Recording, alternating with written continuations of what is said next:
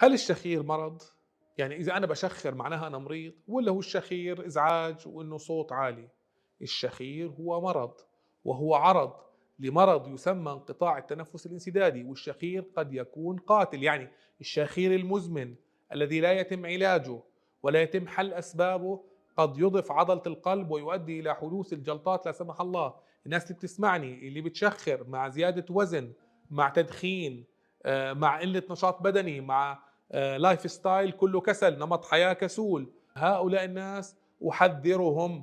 هذا الشخير ليس مؤشر خير، هذا الشخير دليل حدوث مشكلة واضطراب تنفس أثناء النوم.